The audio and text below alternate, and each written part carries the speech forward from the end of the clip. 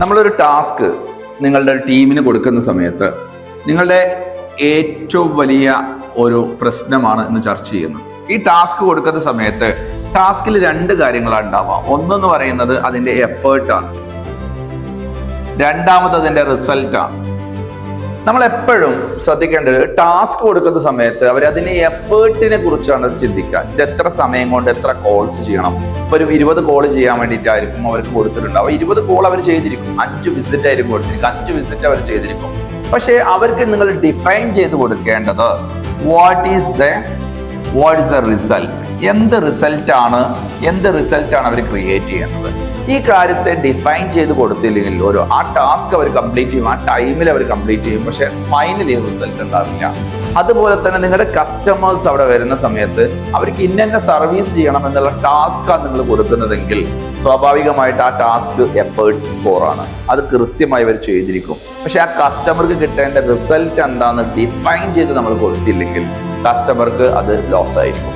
കസ്റ്റമറെ define ചെയ്ത് കൊടുക്കുക എന്ന് പറയുമ്പോൾ സ്പീഡ് ഒരു റിസൾട്ടാണ്, സമയത്ത് അവിടെ ലഭിക്കുക എന്നുള്ള റിസൾട്ടാണ്, അവർ കോസ്റ്റ് കുറഞ്ഞ് കിട്ടുക എന്ന് പറയുന്നത് റിസൾട്ടാണ്. ഉദാഹരണം പറയുകയാണെങ്കിൽ ഒരു ഡെലിവറിക്ക് വേണ്ടിയിട്ട് വാഹനം അറേഞ്ച് ചെയ്ത് കൊടുക്കാനുണ്ട്. ഒരു ടൈൽസ് നടത്തുന്ന ഒരു കടയാണ്. ഡെലിവറിക്ക് വേണ്ടി വാഹനം അറേഞ്ച് ചെയ്ത് കൊടുക്കുക എന്നാണ് നിങ്ങൾ അസൈൻ ചെയ്തതെങ്കിൽ ഏതെങ്കിലും വാഹനം ഏതെങ്കിലും ഒരു എമൗണ്ട് ഫിക്സ് ചെയ്ത് കൊടുക്കും.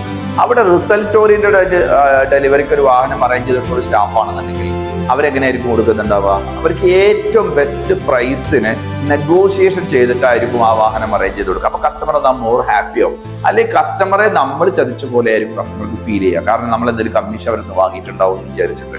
അപ്പൊ ഇതൊക്കെ നമ്മൾ ചെയ്യുന്ന ചെറിയൊരു മിസ്റ്റേക്ക് ആയിരിക്കാം, പക്ഷെ അത് കസ്റ്റമർ സാറ്റിസ്ഫാക്ഷന് ഇല്ലാതെയാക്കും. അപ്പൊ നിങ്ങളുടെ ടീമിനെ ഏത് ടാസ്ക് ഏൽപ്പിക്കുന്ന സമയത്തും ആ ടാസ്കിനെ നിങ്ങൾ റിസൾട്ട് ഓറിയന്റഡ് ആക്കി മാറ്റുന്ന രീതിയിലേക്ക് കൺവേർട്ട് ചെയ്താൽ മാത്രമേ നിങ്ങളുടെ കസ്റ്റമർ സാറ്റിസ്ഫാക്ഷൻ ഉണ്ടാവുള്ളൂ. അല്ലെങ്കിൽ കസ്റ്റമർ സാറ്റിസ്ഫൈഡ് ആവില്ല.